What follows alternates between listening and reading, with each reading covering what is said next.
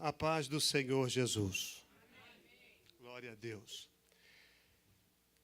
Você que está feliz pela fidelidade do Senhor, diga amém.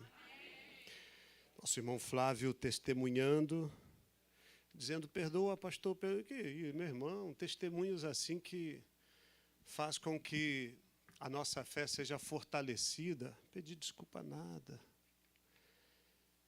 Oxalá o Senhor levantasse outros tantos para experimentar na sua vida, e não apenas experimentar, mas testemunhar, porque eu tenho certeza que o Senhor tem feito na vida de muitos entre nós.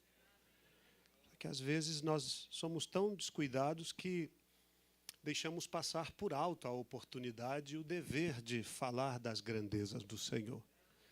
E nos esquecemos que a palavra diz: aquele que dá, talvez não esteja nem dentro de um contexto necessariamente a ser aplicado, mas eu aprendi há algum tempo atrás, uma pessoa muito simples.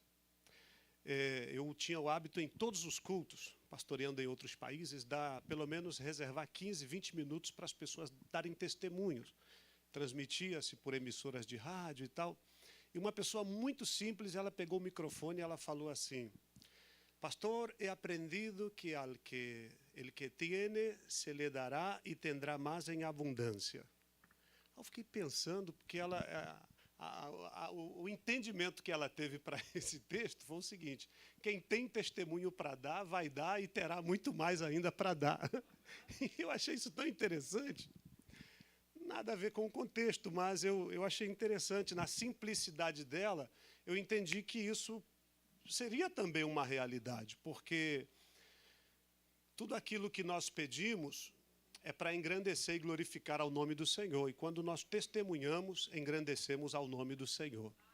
Flávio estava falando e eu me lembrava de um homem que, quando criança, nós já vamos ler a Bíblia, por isso não pedi a você que se sentasse, tá? Já pode até ir procurando aí, carta de Paulo a Filemão. Esse homem, quando criança, ele aprendera a desenvolver alguns produtos de higiene, aqueles produtos caseiros que são feitos para vender, igual hoje em dia você vê aquelas pessoas com aquelas garrafas PETs, desenvolvem aqueles detergentes, água perfumada e vende, mais ou menos desse tipo aí. E esse moço, ele perdeu seu pai muito cedo, em tenra idade, teve que ajudar a mãe no cuidado. Obrigado. Tá bom. Ele teve que ajudar desde muito cedo, então ele precisou depois sair de casa muito cedo também, para trabalhar distante, e ele começou a se desenvolver em produtos de limpeza, e um dia ele já havia crescido tanto que ele decidiu se lançar como sócio de uma empresa. E o que ele ordenou ao contador da empresa foi o seguinte: olha, a parte que me corresponde como lucro, antes de que me traga, eu quero que deposite, eu quero que esse valor seja separado, a 10ª parte, porque é dízimo ao meu Deus. Antes dele saber dos lucros que lhe correspondia, ele já tinha essa ordem, como foi dito, dízimo como primícia.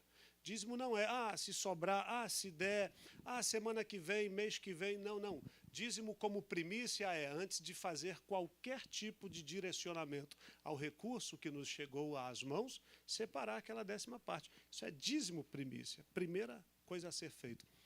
E aí a história conta que esse homem, ele ordenou finalmente ao seu contador: esse mês eu não quero que separe a 10ª parte, eu quero 20%, é dízimo. E depois 30%, e depois 40%, e 50%. A história conta que esse homem chegou a inverter as coisas. Ele ficava apenas com a 10ª parte e chegou a dar 90% para Deus. Sabe qual é o nome desse homem? William Colgate. O que produziu essa pasta de dente que nós usamos, se você chega em qualquer localidade aqui, o armazém mais pequenininho lá, você vai encontrar uma Colgate. Você sai daqui do Brasil, você vai para qualquer país, não sei na Venezuela, porque a última vez que lá estivemos já estava começando a ficar escasso até os produtos de limpeza. Mas eu cheguei na África, Nigéria, Colgate estava lá. Haiti, Colgate estava lá. Então, qualquer parte do mundo, porque uma pessoa que decidiu honrar ao Senhor, Deus decidiu que ele deveria ser engrandecido também. Que Deus te abençoe e conserve a fidelidade ao Senhor, porque isso é bom, isso é agradável a Deus. Vamos ler a Epístola de Paulo a Filemon. Nós vamos ler o capítulo 1. Eu quero a revista corrigida, por favor, se puder colocar aí na tela. Carta de Paulo a Filemon, no capítulo 1. Aliás, só tem um capítulo, né? Filemon é só um único capítulo mesmo. Glória a Deus. Nós vamos ler a partir do versículo 8, tá bom? Essa é a revista corrigida? Ok, obrigado. Pelo que, ainda que tenha em Cristo grande confiança para te mandar o que te convém, todavia peço-te antes por amor, sendo eu tal como sou, Paulo, o velho e também agora prisioneiro de Jesus Cristo, peço-te por meu filho Onésimo, que gerei nas minhas prisões, o qual noutro tempo te foi inútil, mas agora a ti e a mim muito útil.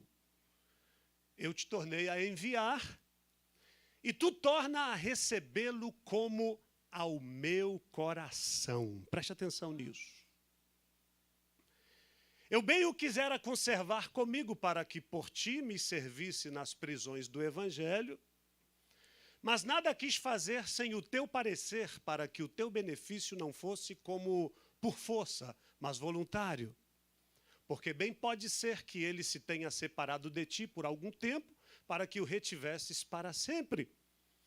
Não já como servo, antes mais do que servo, como irmão amado, particularmente de mim, e quanto mais de ti, assim na carne como no Senhor. Assim, pois, se me tens por companheiro, recebe-o como a mim mesmo. E se te fez algum dano, ou te deve alguma coisa, põe isso na minha conta. Eu, Paulo, de minha própria mão escrevi, eu o pagarei, para te não dizer que ainda mesmo a ti próprio a mim te deves. Sim, irmão, eu me regozijarei de ti no Senhor. Reanima o meu coração no Senhor. Escrevi-te confiado na tua obediência, sabendo que ainda farás mais do que digo. Amém. Pai, nós te louvamos pela tua palavra, que é fiel, que é verdadeira. Fala, Senhor, ao nosso coração por meio desta tua palavra, porque é por ela que é gerado em nós novidades de vida. É por ela, Senhor, que nós somos despertados para viver de forma que agrademos ao Senhor em toda a nossa maneira de viver. Eu te agradeço em nome de Jesus. Amém. Assentai-vos, por favor. Os irmãos que não puderam estar conosco nos últimos 2 domingos, se você puder, seria interessante pegar o link dos últimos cultos que nós celebramos aos domingos aqui, porque os irmãos haverão de observar ou perceber que temos falado sobre um mesmo assunto: paternidade espiritual. Paternidade espiritual consiste no dever em que cada um de nós venhamos gerar filhos espirituais na fé. Paternidade espiritual não é apenas gerar filhos na fé, mas é adotar alguém, para estar sob nosso cuidado espiritual. E aí eu falei sobre Paulo e sobre o seu conceito de paternidade espiritual. E mencionamos algo acerca de Timóteo, a quem Paulo chamava de meu filho amado.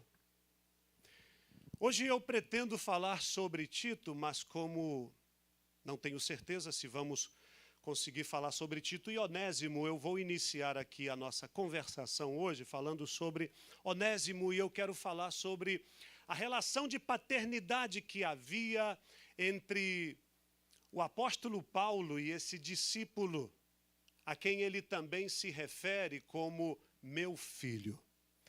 Coloca na tela, por favor, o texto que nós lemos a partir do versículo 10, e você vai ver a relação de paternidade com que Paulo trata Onésimo. Peço-te por meu filho, Onésimo, que gerei nas minhas prisões.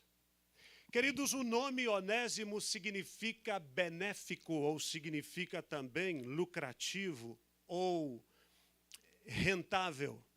Onésimo, ele foi um homem escravo. Sim, ele serviu durante muito tempo na condição de escravo e ele decidiu fugir. E me parece que quando ele fugiu, ele cometeu um furto na fazenda ou na propriedade aonde ele servira na condição de escravo. E mais tarde ele foi parar na prisão. Na prisão, Onésimo, ele vai conhecer um outro preso, por nome Paulo. E sabe, irmãos, este livro da Bíblia, na verdade, uma carta de Paulo a Filemão, tem um conteúdo muito pequeno. É apenas um único capítulo, mas em tão poucas linhas nós encontramos verdades espirituais muito profundas para a nossa vida. E mais do que verdades espirituais para a nossa vida, nós encontramos nessa carta de Paulo a Filemão lições que nós como igreja precisamos não somente aprender, mas precisamos praticar no nosso dia a dia, no serviço a Deus e ao seu reino. Nessa epístola de Paulo a Filemão, há pelo menos 3 princípios claros.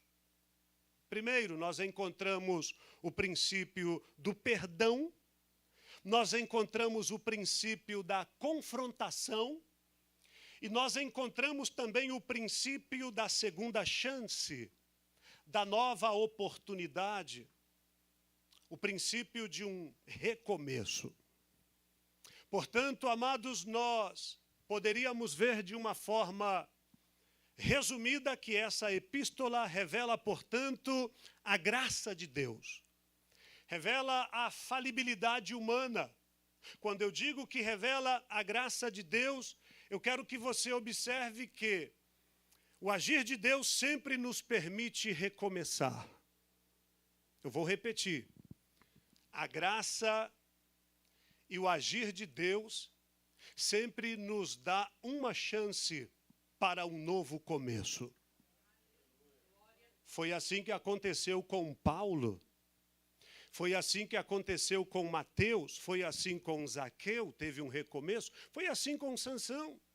Foi assim com aquela mulher, Maria, mulher pecadora, que, estando diante dos acusadores, com pedras nas mãos para destruí-la, Jesus, ele libera uma palavra que dá àquela mulher a oportunidade para recomeçar a sua vida e não ser sepultada por pedradas naquele que poderia ser um trágico dia para a vida dela. Preste atenção, quem era Filemão? Filemão, segundo a tradição histórica, ele era um homem muito rico. Filemão era um homem de negócios. Há quem diga que ele fosse um um fazendeiro, um homem muito influente, um homem muito respeitado na localidade ou na cidade em que morava.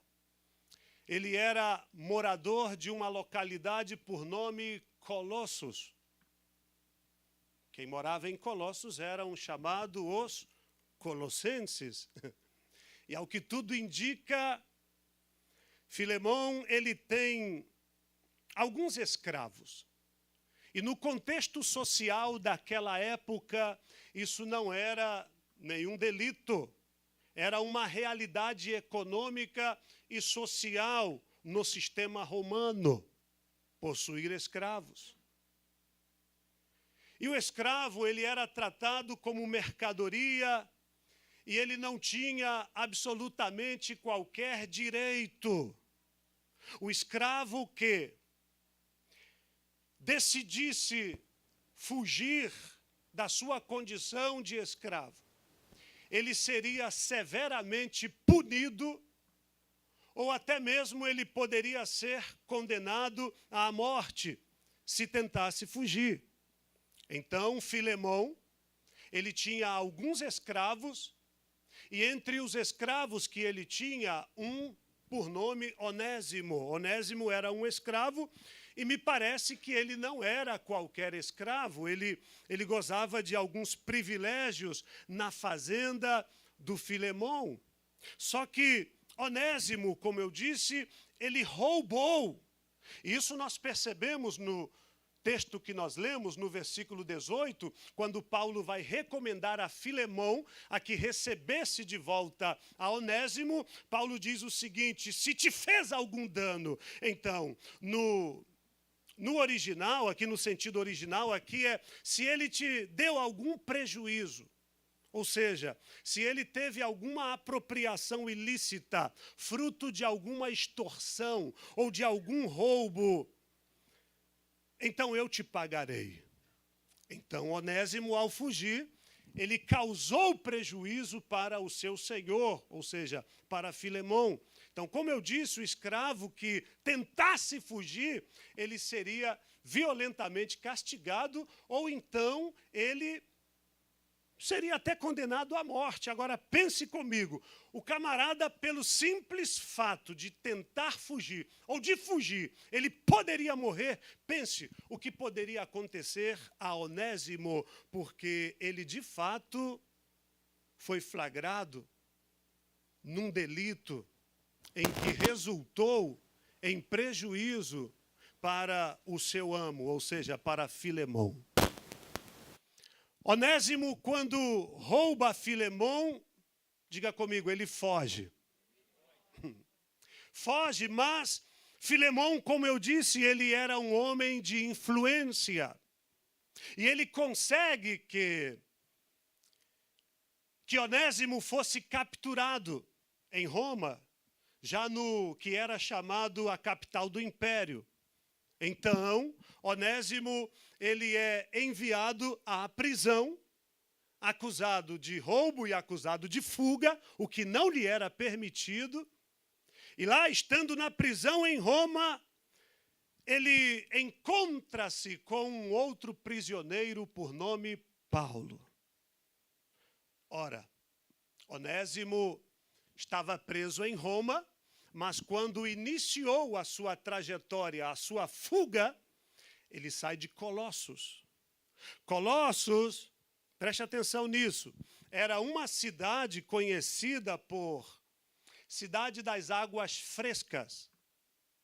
Próximo a Colossos havia uma outra cidade por nome Hierápolis, conhecido como lugar das águas termais. Os ricos de Roma, dizem os historiadores, que eles, na época específicas, digamos, como hoje, épocas de férias, as pessoas procuram lugares exóticos ou bons para repousar. Os ricos de Roma, eles iam para Colossos, porque era uma cidade fresca, de um clima muito agradável. E aqueles que gostavam de um clima mais cálido, não iriam para Petrópolis, por exemplo, iria para a região dos lagos. Então essas pessoas iam para Hierápolis, conhecido como lugar das águas termais. Dizem que as pessoas que padeciam da epiderme, ou seja, doenças da pele, elas iam para Hierápolis para se banharem nas águas termais para serem curadas das suas alergias. E próximo a Colossos e a Hierápolis havia uma outra cidade por nome Laodiceia. Olha que coisa interessante. Você já leu na Bíblia Jesus falando acerca de Laodiceia. Oxalá tu fosses frio ou quente. Quando Jesus fala, quem dera fosseis frio ou quente, ele está falando, quem dera você fosse como um Colossos ou como Hierápolis. Mas porque você é morno, agora eu te explico esse negócio da mornidão. Porque as águas de Colossos eram águas boas, próprias para o consumo, bem como as águas de Hierápolis. Porém, as águas de Laodiceia eram águas insalubres. Não havia água potável, água boa para o consumo, e dizem que os viajantes, eles evitavam parar em Laodiceia para não ter que beber das águas, porque eram repugnantes. Eram águas detestáveis. Como a água não era potável ou própria para o consumo, tubulações de barro, que se estendia por muitos quilômetros, levava a água de Colossos, que era água fresca, até Laodiceia. Só que o trajeto muito longo fazia com que a água na tubulação esquentasse, e quando chegava em Laodiceia, a água estava morna. Daí então, o Senhor Jesus, ele quando usa a expressão, oxalá fosseis frio ou quente, se você viaja para um lugar frio, você acha saboroso provar uma bebida quente. E mesmo quando nós estamos em terras quentes, nós não desprezamos um cafezinho quente ou algum tipo de bebida que seja quente. Mas, honestamente, amados, você já provou bebida morna? Bebida morna presta? Não presta. Então Jesus, ele quando diz assim a Laodiceia, olha, quem dera fosseis frio ou quente, mas porque sois morno, eu vou te vomitar para fora da minha boca. Então Jesus está usando esse cenário da natureza e aplicar de maneira espiritual, ensinando a igreja em Laodiceia que no reino de Deus não pode haver meio termo, ou você é ou você não é. Aproveita e fala para alguém aí, no reino de Deus, ou você é ou não é.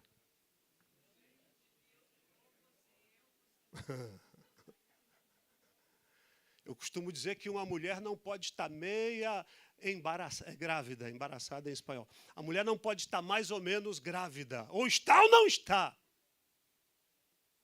Então tem coisas na nossa vida, ou a gente se posiciona, ou vai ficar ruim para o nosso lado. Mas vamos voltar para Onésimo e para Colossos. Deixa a Laodiceia para outro lugar, para outro dia. Eu quero que você entenda, portanto, que Onésimo, ele foge de Colossos e ele vai parar em Roma, tendo sido capturado, e ele está preso em Roma. E de maneira providencial, Onésimo se torna colega de cela de um outro preso, que não por acaso, como ele se chamava, Paulo, o apóstolo Paulo. Paulo, ele foi o discipulador de Filemão também. Filemão, que era patrão do Onésimo, que agora está preso, o fazendeiro de Colossos. E quando Paulo começa um diálogo, uma conversa com Onésimo na prisão, ele então toma conhecimento dos episódios ocorridos em Colossos, e que talvez Paulo até já havia tido conhecimento ou havia tomado ciência, porque Paulo ele era de uma afinidade com Filemão. Havia já discipulado a Filemão. Havia já tratado com ele acerca do Evangelho. Então, Paulo tem uma relação de paternidade com Filemão, o fazendeiro prejudicado. Então, preste atenção, Paulo ele começa a evangelizar ao fugitivo, preso, acusado de extorsão e de roubo, que está lá em Roma, na prisão com Paulo. Paulo que não perde oportunidade para paternalizar, para adotar espiritualmente. Estava preso, mas não por isso ele deixaria de anunciar a Cristo. Não como alguns de nós, que projetamos inúmeras vezes, porém, sobrevindo-nos um tempo de adversidade, não tenho que dar um tempo, vou sumir da igreja porque o negócio não está bom para o meu lado. Se abstém de servir, se abstém de dedicar-se ao reino de Deus. Não. Paulo não. Paulo está preso e na prisão ele está produzindo frutos. Ele está mentoreando, ele está discipulando Onésimo. E ele acaba desenvolvendo uma amizade, uma paternidade com Onésimo. E o carinho fraternal com Onésimo é tão grande que no versículo 10, olha o que nós lemos. Filemão 1:10.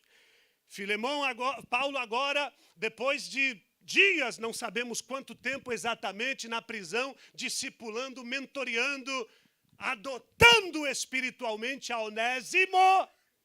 E Onésimo agora já não é mais um delinquente, já não é mais um pagão fugitivo, ele agora é um crente em Jesus. Aí quando chega o momento de Onésimo, portanto, sair em liberdade, ou muito antes disso, Paulo já está se preparando, porque ele tem certeza que Onésimo vai sair em liberdade. E ele escreve, portanto, no versículo 10, peço-te por meu filho Onésimo. Olha que ele está dirigindo essa carta para Filemão. Nós lemos, carta de Paulo a Filemão. Então, peço-te por meu filho Onésimo, que gerei nas minhas prisões. Então, veja só, Paulo, ele paternaliza o novo convertido Onésimo, que já não é fugitivo de Filemão, mas convertera-se em quê? Em filho amado de Paulo. Onésimo, ele se tornou tão querido por Paulo, que quando chega a hora de enviar Onésimo de volta, observe comigo, veja que Onésimo, ele já foi tratado, ok? Para ele poder voltar ao lugar de onde ele havia fugido, ele precisava, o quê? Mudar algumas coisas. Não dá para retornar, não dá para... A palavra conversão significa mudar de rota. Significa mudar de comportamento também, digamos. Conversão. Na autoescola existe alguns códigos que ensina, faça uma conversão. A gente usa, assim, a grosso modo, faça um retorno e tal. Mas usa-se também a expressão, em alguns lugares, uma conversão, ou seja, mudar de rota. Então, Onésimo, ele se converte, portanto, ele precisa mudar de rota, de comportamento, de conduta. E uma das coisas que ele precisaria fazer é ir lá aonde ele havia falhado, aonde ele havia cometido a falta, para que ele pudesse ter um novo começo verdadeiramente. Porque não dá para recomeçar sem antes colocar em dia algumas pendências lá de trás. Por isso, quando Jacó ele tem um encontro com o Senhor, ele saiu aleijado, mas teve que apanhar para aprender. Porque é necessário. É necessário. Então, preste atenção, Paulo ele vai mandar, portanto, uma carta para Filemão, e através dessa carta, que Onésimo seria o portador, Paulo vai dizer, versículo 12, torna a recebê-lo como se tu estivesse recebendo o meu próprio coração. Olha o nível de paternidade. Olha o nível de carinho fraternal, a amizade, a consideração que Paulo está investindo em Onésimo, a ponto de dizer, preste atenção nisso. Paulo está dizendo o seguinte, olha só, tomado de um amor paternal tão forte por Onésimo, que a expressão usada ao se dirigir a Filemão é mais ou menos assim: eu, ao enviar para você de volta Onésimo, ou seja, o que fora fugitivo daí da tua casa, o que te causara alguns danos, é como se estivesse enviando a você o meu coração. Trate-o como você trataria o meu coração. O que Paulo está dizendo é o seguinte: se você machucá-lo, está me machucando. Se você maltratá-lo, está me maltratando. Se você o entristecer, é a mim que o fazes também. Ou seja, Paulo quer dizer o seguinte, olha só, recebe a Onésimo como se eu estivesse colocando numa bandeja o meu coração e enviando-o a ti. Trate-o como você trataria o meu coração, numa bandeja sobre a tua mesa. Queridos, preste atenção nisso, o nível de paternidade de Paulo é tão profundo, que Onésimo agora, ele não é mais o fugitivo, o ladrão, o escravo, não. Agora ele foi promovido a quê? Às entranhas de Paulo. Por isso, em alguns textos, quando Paulo fala a alguns dos seus filhos na fé, ele se refere aos tais como filhos das minhas entranhas. E aí ele vai mais longe quando ele diz, recebe-o como se fosse o meu próprio coração. Versículo 17, olha só. Se você me tem por companheiro, olha o que Paulo está dizendo. Recebe-o como a mim mesmo. Sabe o que é isso? Paternidade espiritual em alto nível. Paulo, o que está fazendo aqui é constrangendo a Filemão. É como se ele colocasse Filemão contra a parede e exigisse dele, camarada, é o seguinte, ele pode ter feito um montão de coisas erradas, mas eu quero que você o perdoe. Não importa qual tenha sido o delito. Irmãos, um homem como Paulo, da envergadura de Paulo, falar acerca de um ex-presidiário, eu estou mandando-o de volta para você. E eu quero que você o trate como ao meu próprio coração. É ou não é um constrangimento? Ele está constrangindo o Filemão. Então, deixa eu te falar uma coisa. Quando nós adotamos a alguém de fato, e olha que nós estamos trabalhando nesses últimos dias sobre o desafio de adotar alguém para a oração. E se você pensou que ontem, quando nós completamos o 100º dia, nós terminamos, eu já falei para o diácono Adilson, que hoje me entregou os adotados. Eu disse, isso foi apenas um ensaio. Porque nós não podemos parar. Porque nós precisamos continuar adotando, e não apenas adotando, nós precisamos agora passar a um outro, como diz por aí, né, outro patamar. Nós precisamos edificar. Nós não podemos apenas adotar, não. Nós precisamos ir ao alcance, ir para poder cuidar dos tais. Então, preste atenção, quando nós adotamos de fato alguém espiritualmente, nós nos comprometemos em orar pela restauração e pelo milagre na vida dessas pessoas, como se estivéssemos tratando ao nosso próprio coração. E deixa eu te dar uma notícia boa que eu comuniquei ontem aos irmãos. Isso você certamente já sabe. Quando alguém te dá a legalidade dizendo, pode orar por mim, essa pessoa assina uma procuração te nomeando como responsável pela vida e pelos resultados espirituais da vida dela. Você vai orar por ela. Você vai batalhar por ela no mundo espiritual, até que você tenha visto um agir, um mover tão intenso de Deus, a ponto de tê-la resgatado das trevas para a sua maravilhosa luz. Paulo nos dá exemplo lindo. Então a pergunta aqui é,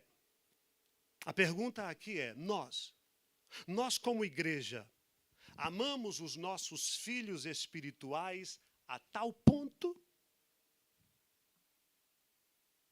Isto é, temos a sensibilidade para que nos momentos de tropeços na vida deles façamos o caminho de volta para a restauração?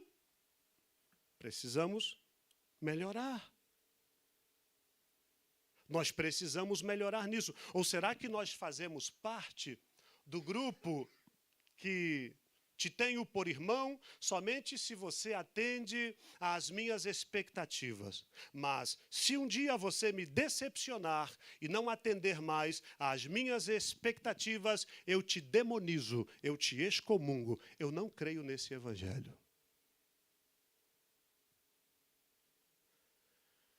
A paternidade espiritual exige que, na caminhada cristã, preste atenção nisso, isso é muito sério.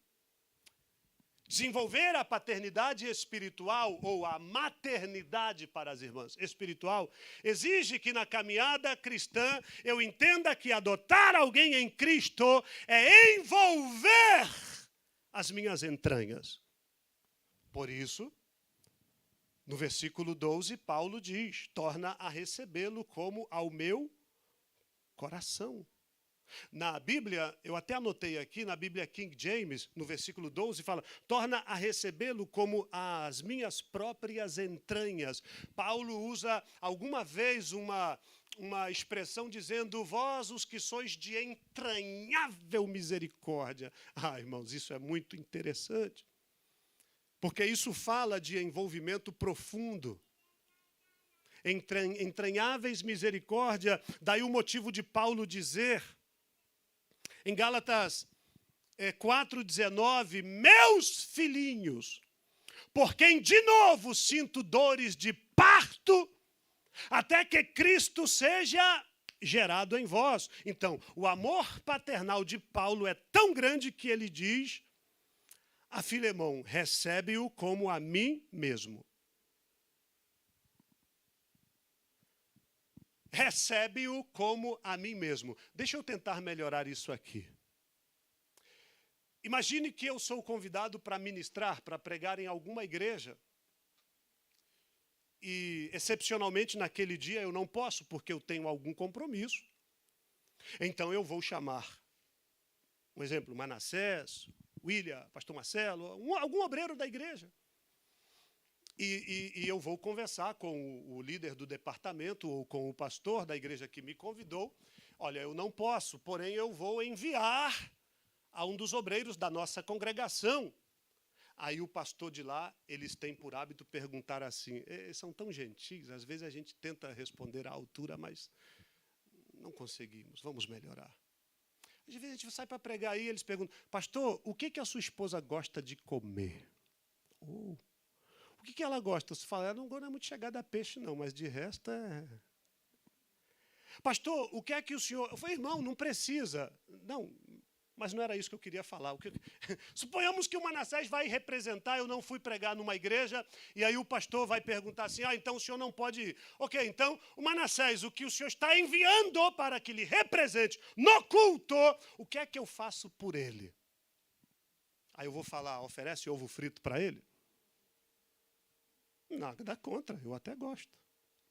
Mas o que é no mínimo que eu posso fazer é trate-o como você me trataria a mim. Pastor, eu posso ofertar no ministério dele? Como você faria comigo? Faça por ele. Está me entendendo? O que você faria por mim? Faça por ele. Agora, aqui eu vou dar uma beliscadinha na nossa costela. Ai.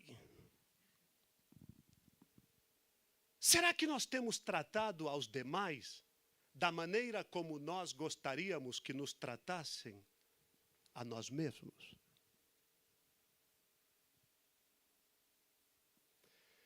Senhor, me ajuda a arrancar um glória a Deus hoje dessa igreja, Senhor. Tem um provérbio que eu aprendi no Uruguai que diz assim: ele que a mi hijo agrada, mi alma faga. Aqui no Brasil diz assim: aquele que ao meu filho beija, adoça minha boca. Já ouviu isso? Então, os filhos na fé, eles devem ser tratados de tal maneira que você sinta as dores por ele. Por isso Paulo usa a expressão: por quem de novo sinto as dores de parto. Então Paulo está colocando aqui em prática esse provérbio dizendo: Filemão, Filemão, eu estou mandando de volta a ti o Onésimo. Recebe-o como a mim mesmo. Não é o escravo, não é o fugitivo, não é o ladrão, não é o delinquente.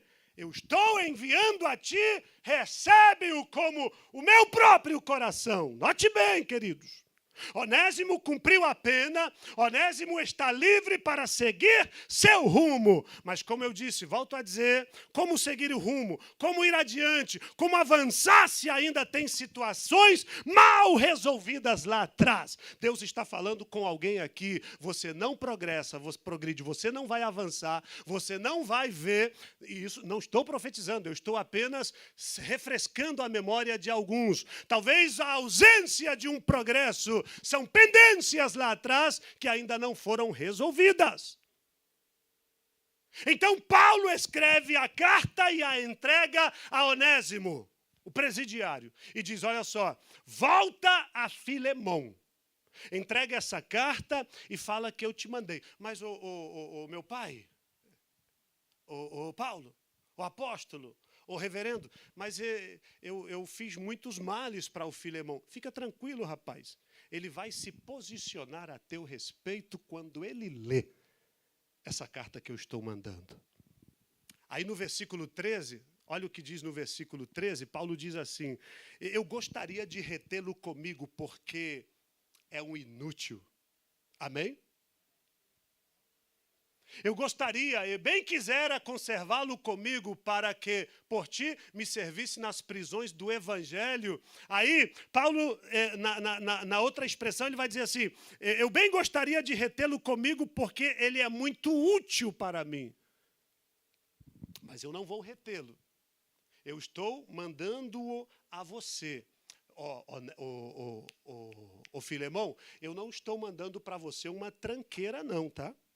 Não, eu estou mandando um negócio ruim para você não, cara. Eu estou mandando um filé. Eu estou mandando um obreiro. Eu não estou enviando alguém que não tenha sido tratado, alguém que não tenha sido curado, alguém que não tenha sido restaurado. Eu não estou enviando para você alguém que não tenha valor. Irmãos, honestamente, deixa eu te dizer, eu falei que ia beliscar um pouco a nossa costela aqui.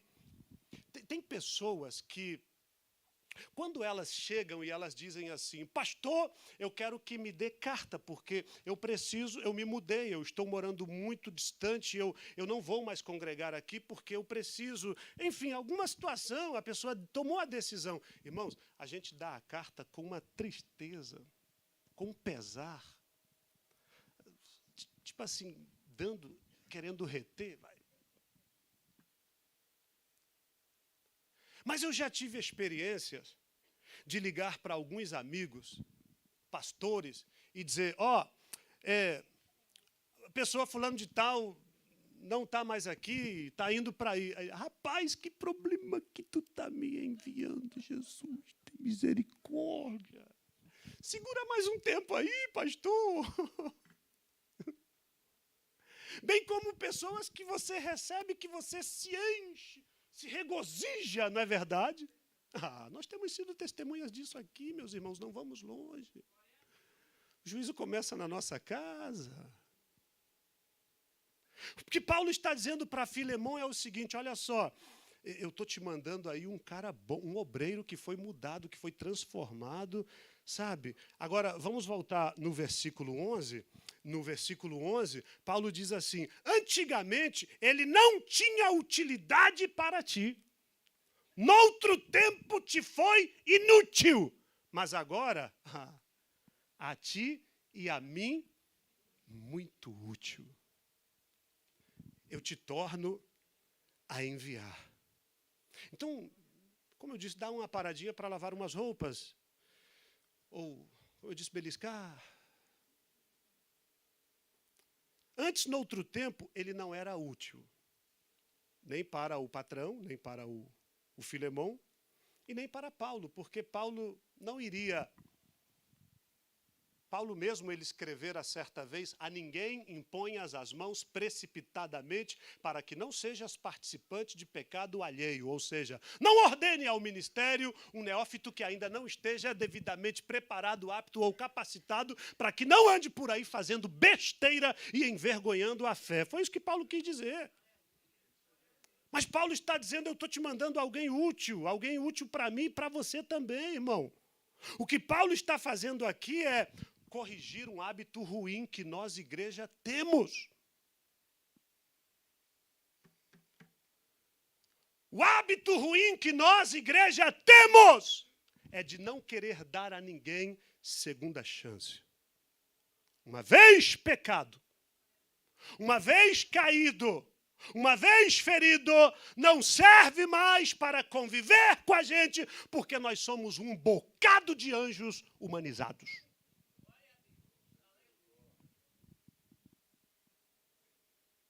Aqui ninguém peca, aqui ninguém erra, aqui todo mundo é super crente. E porque nós somos super crente e somos anjos humanizados, não sei nem por que nós ainda estamos aqui.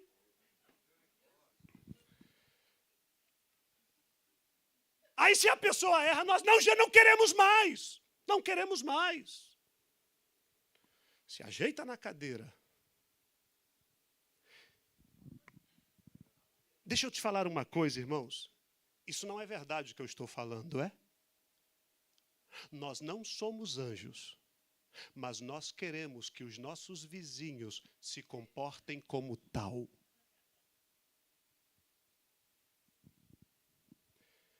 Beliscar mais um pouco.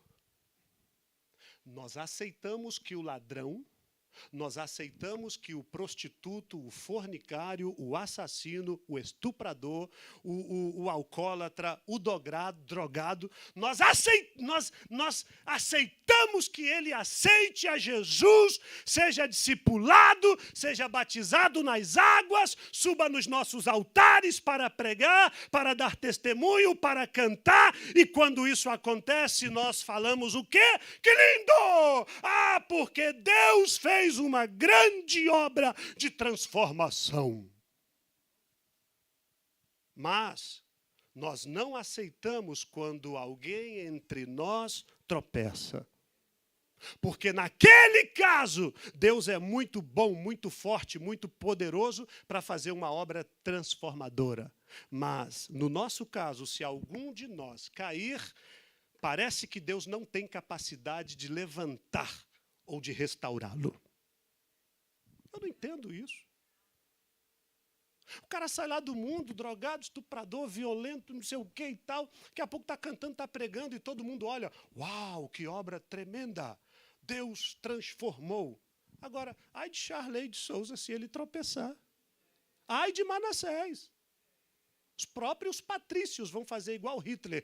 Quando alguém era ferido lá na guerra, no tempo da guerra, e quando era de volta enviado para a Alemanha, tinha um pé amputado porque pisou numa dinamite, porque perdeu um braço, um fuzil, sei lá, perdeu um olho, perdeu uma orelha. Soldado ferido, soldado que está coxo, está defeituoso, não presta. Pá, pá, pá, pá, pá. E matava. Acabou.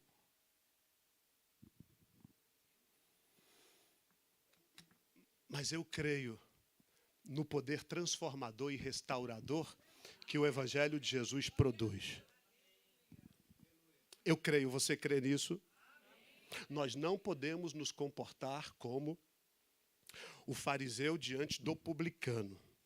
E nós não podemos nos comportar como o irmão do filho pródigo.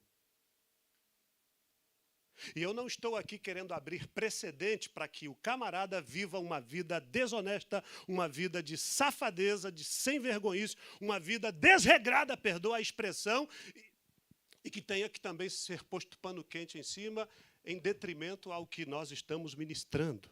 Não, porque Paulo, algumas vezes, ele falava aos irmãos na igreja de Corinto: vamos orar aqui para que o tal seja entregue a Satanás, para que pelo menos a alma seja salva no dia do juízo. Já leu isso na Bíblia? É. Paulo, uma vez, ele falava acerca de Alexandre, o latoeiro, que me causou muitos males. Outra vez, no livro de Timóteo, ele enviou uma carta, ele dizia assim: porque Demas me desamparou amando mais ao mundo. Então, Paulo, ele era muito prático em resolver essas questões. Mas hoje o que eu quero tratar aqui com a amada igreja é que eu preciso voltar a fazer a oração do judeu.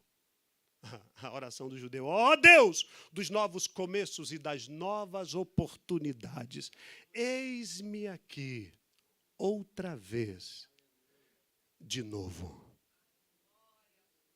Fala para alguém aí: Deus é o Deus das novas oportunidades. O nosso Deus é o Deus dos novos começos. Sansão experimentou isso. Juízes 16, 28, ele orou e ele disse: Senhor, eu te peço só mais uma vez.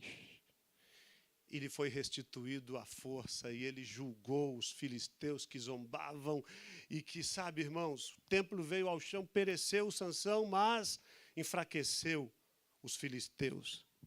Deus é um Deus de novos começos. Quando em Êxodo 34 o Senhor fala a Moisés para que de novo ele tornasse a subir o monte para que fossem escritas as tábuas da lei, e ele mesmo deveria lavrar, porque as primeiras tábuas, a primeira tábua foi Deus quem a preparou, quem a esculpiu, quem a lavrou e a entregou pronta na mão de Moisés. Agora Moisés, irado, revoltado, ele quebra as pedras. Agora Deus, lá em Êxodo 34, tu vai subir de novo, lavra as pedras. A primeira eu te dei, mas agora tu se vira, dá teu jeito. Mas Deus deu um novo começo, uma nova oportunidade. É isso que nós precisamos entender. Ouça-me, por favor, queridos. Onésimo é um pecador transformado. E porque ele é um pecador transformado, que o apóstolo Paulo havia tratado, Paulo agora recomenda a que ele seja recebido com muita alegria, porque ele deixou de ser inútil e se torna duplamente útil, porque Paulo diz: ele é útil para você e é útil para mim também. Eu já vou terminar.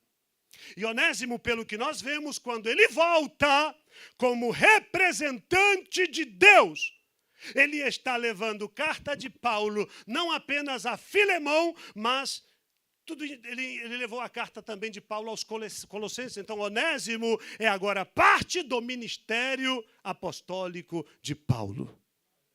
Sabe o que isso significa, irmãos?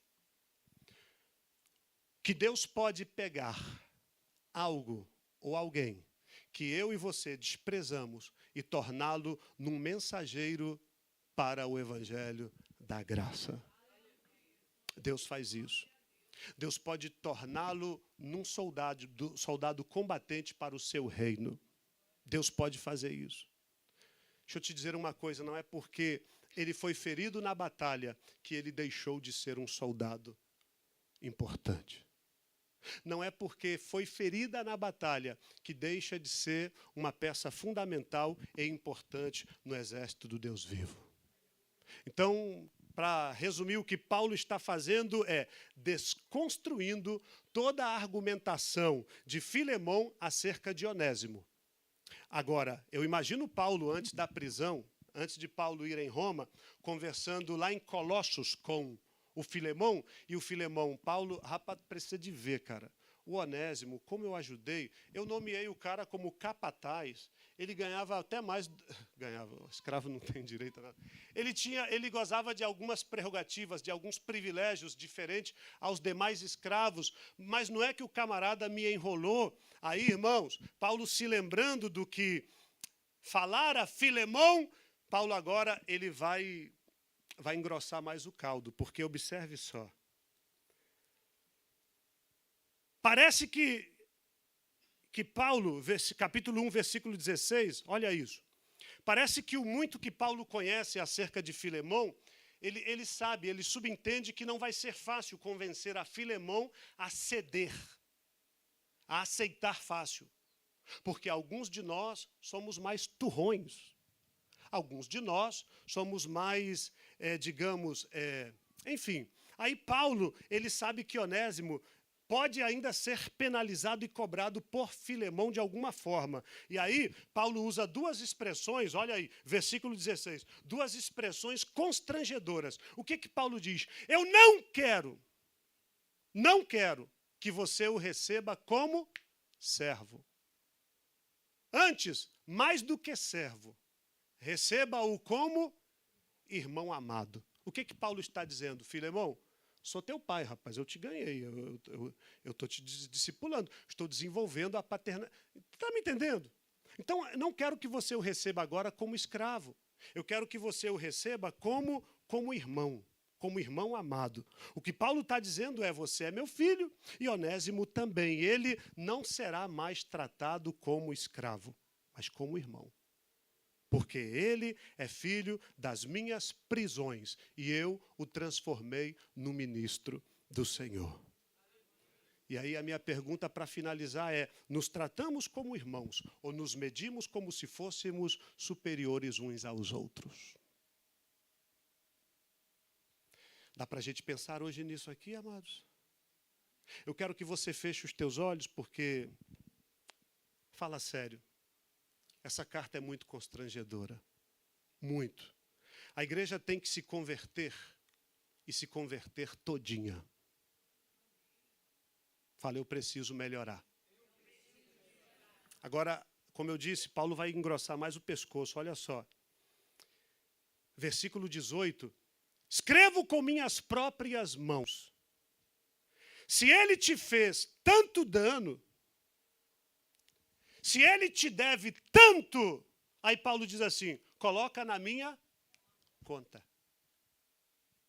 Tu tem alguma coisa para cobrar do Onésimo? Então põe na minha conta. Se ele te deve, eu pago, põe na minha conta. Versículo 19. O que Paulo está falando é mais ou menos assim, eu assumo, eu pago a conta de Onésimo. Ô Filemão, faz a conta do que Onésimo te deve e abate na dívida que você tem comigo. É mais ou menos isso que Paulo quer dizer. Você vai ver ao fazer as contas que você me deve mais do que Onésimo te deve a ti. Se é que você não me deve a tua própria vida. O que Paulo está trazendo à tona é um possível problema, uma possível situação na qual Onésimo tenha se visto envolvido no passado e que Paulo tenha resolvido sem que agora tenha que lançar-lhe em rosto essa dívida, ou esse problema, ou essa ajuda, ou essa intervenção. Talvez a vida de Filemão esteve em risco e Paulo então, de alguma forma, agiu ou atuou e Deus dera o livramento. Então agora é como se Filemão devesse a Paulo a própria vida. Por isso Paulo usa essa expressão, tu deves mais a mim do que Onésimo te deve a ti. Então se você quer cobrar a dívida de Onésimo, faz o seguinte, vê quanto que ele te deve, bota na minha conta e deixa seguir. E aí a lição que eu aprendo aqui é a seguinte, você é espiritual? Você é espiritual, então abate no déficit de espiritualidade que o teu irmão não tem e desconta na tua super espiritualidade que você tem. Você não é tão santo? Nós não somos tão santos? Então, aquele que não é, coloque na nossa conta a ausência da santidade que está faltando na vida dele e vamos suportá-los como aos mais débeis na fé. Isso é paternidade espiritual. Eu disse há 2 domingos atrás que a paternidade ela dói, porque as irmãs sabem que as dores de parto elas são terríveis, mas são necessárias para que a gente possa gerar a filhos na fé. Mas nós não queremos.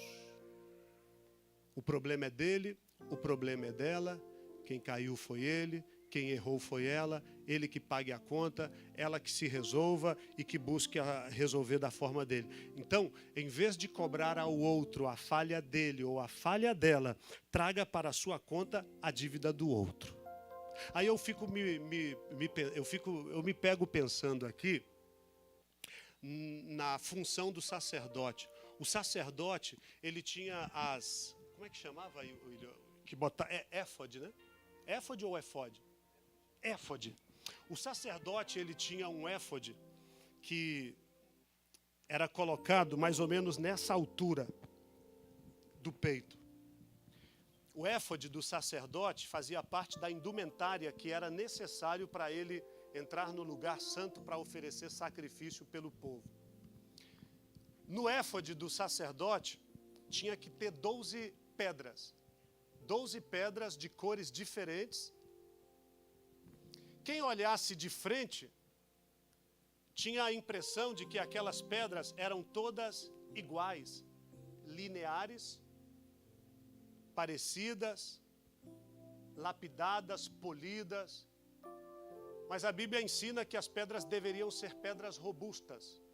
Só que quando elas eram costuradas no linho para formar o éfode, as pedras eram colocadas de forma que quem olhasse de frente as pudessem ver lineares, organizadas, bem apresentáveis.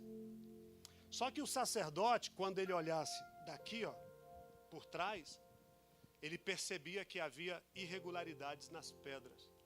Haviam muitas falhas nas pedras. Não eram todas do mesmo tamanho.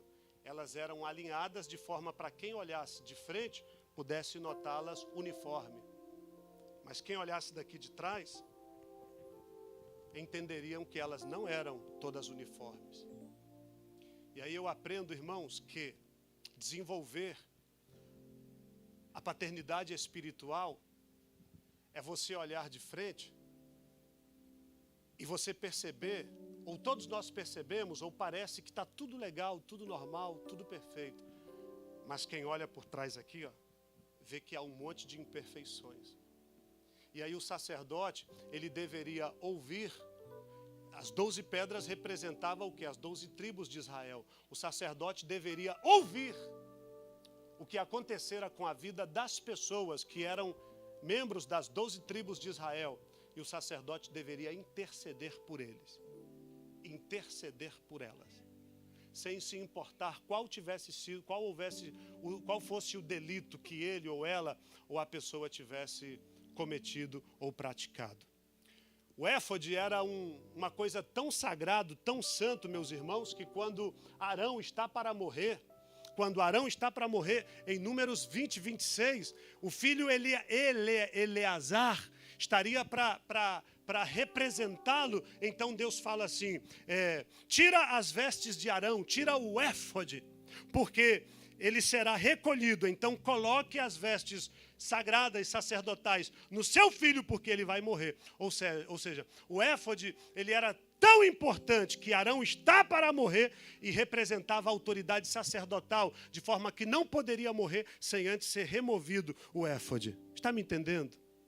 Então eu quero que você entenda uma coisa. Quando nós adotamos filhos espirituais, é como exercer o sacerdócio sobre eles.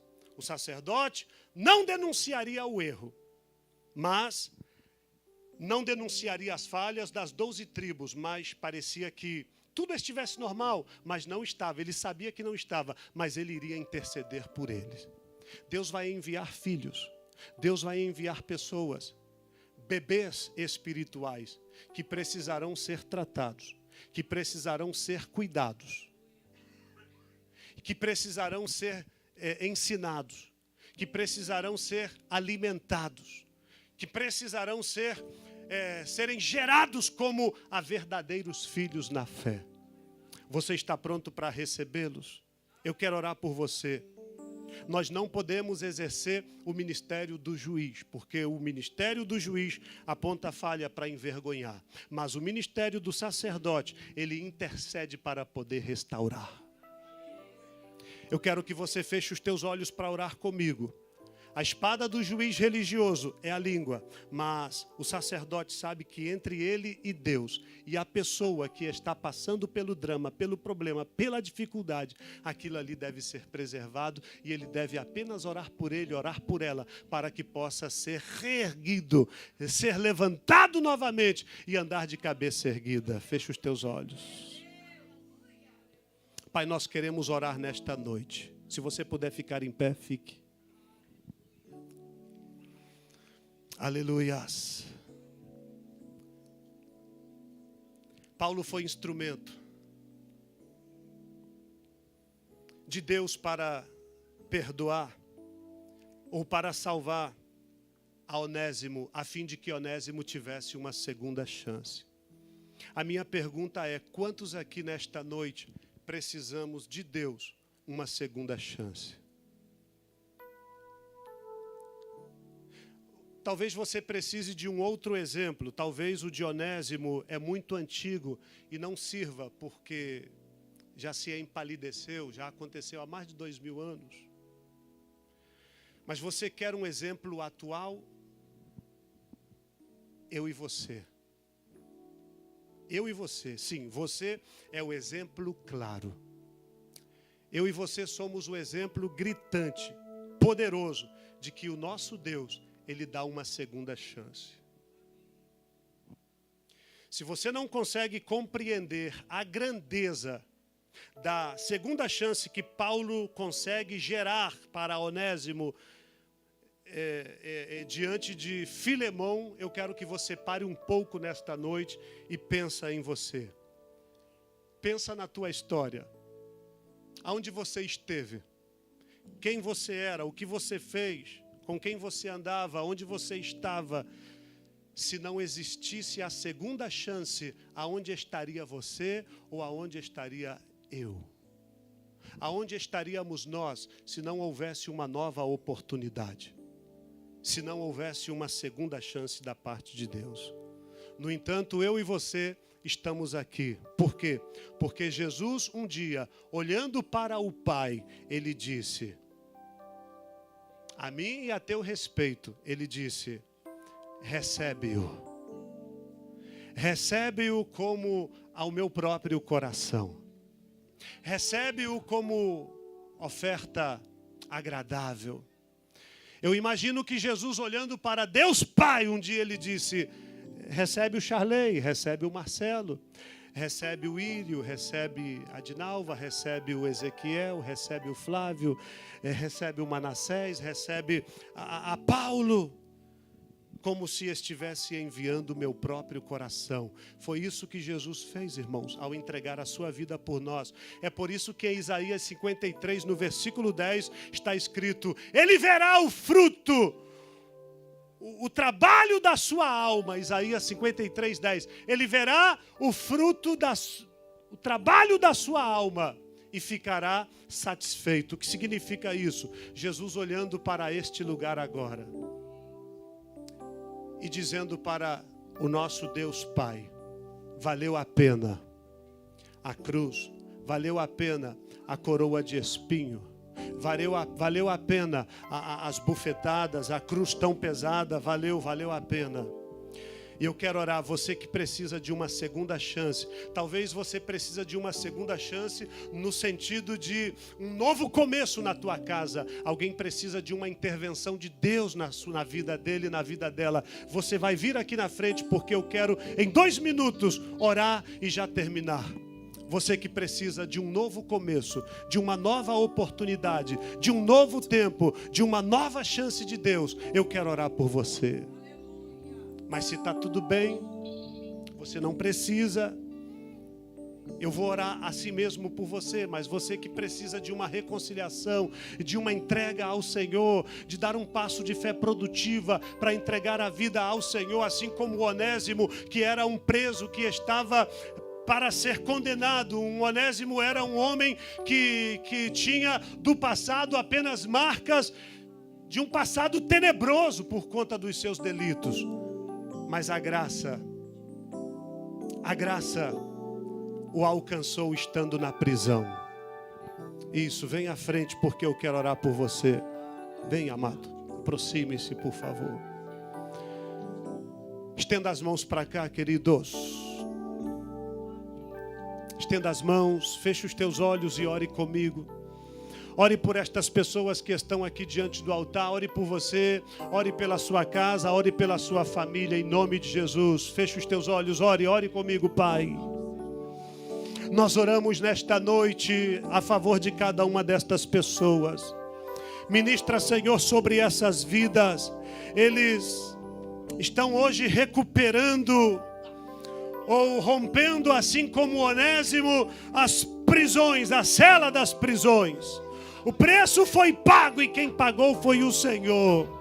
Ao derramar o teu sangue, o teu precioso sangue, a cédula que estava cancelando o direito da salvação, agora ela foi assinada com a caneta da graça e agora está sendo dado um novo passo em direção à vida, um passo em direção ao novo começo. O Senhor é o Deus das novas oportunidades e nós aprendemos isto hoje, o Deus das novas ocasiões, dos novos começos. Tu és um Deus das novidades de vida. Pai, eu oro e eu peço, qual seja o passado dessa pessoa, apague-o nesta noite. Seja um passado muito recente ou um passado muito distante, um passado que dói, um passado talvez que envergonha, um passado que aprisiona, um passado que angustia, um passado que aflige, um passado que entristece, um passado que acusa. Remove-o do íntimo dessas pessoas, e isto só é possível pela ação do Espírito Santo. Remove, Senhor, estas marcas, estes traumas do passado.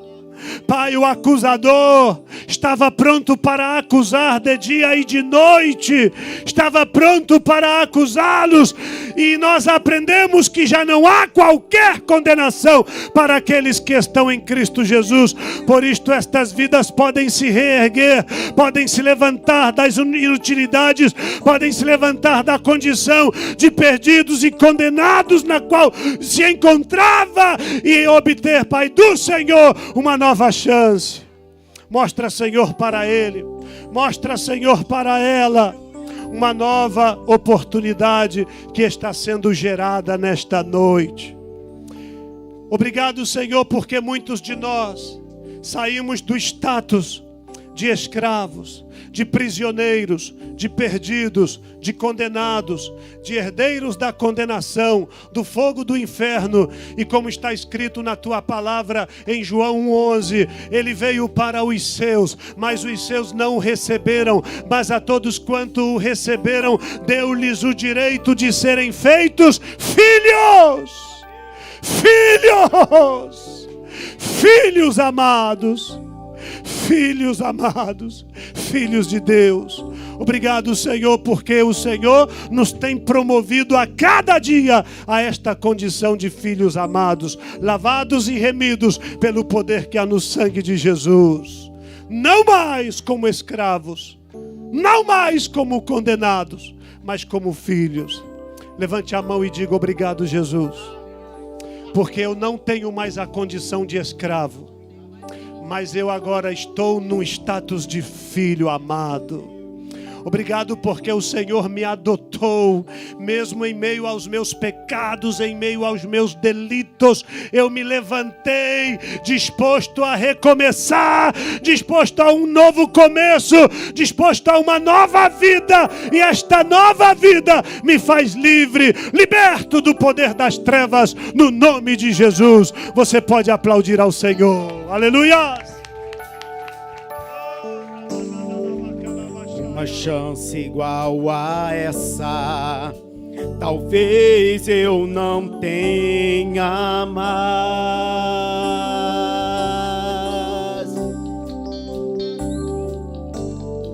Eu quero estar em tua presença, nem que seja a última vez.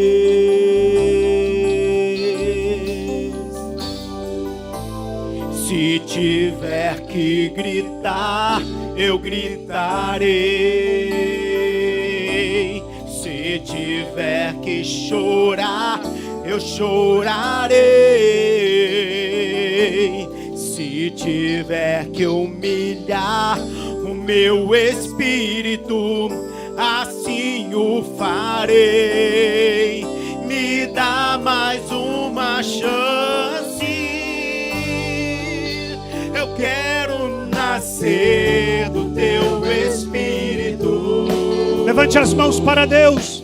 Eu quero matar. O Senhor está liberando nesta noite uma unção para curar, uma unção para libertar, fazer tua uma unção para transformar vontade, vidas. doce Espírito, Aleluias! que a minha Deus resgata aqueles que estão presos pelo poder do pecado, pelo poder do diabo. Eu quero nascer do teu Espírito. Eu quero matar minha carne, fazer tua vontade, doce Espírito, que a minha vida seja tua, que a minha vida seja tua, que a minha vida, Senhor, a minha vida seja tua vida, Jesus. Aleluia. Os irmãos que nos acompanharam na transmissão, Deus abençoe vocês. Fiquem em paz. Tenham todos uma semana abençoada.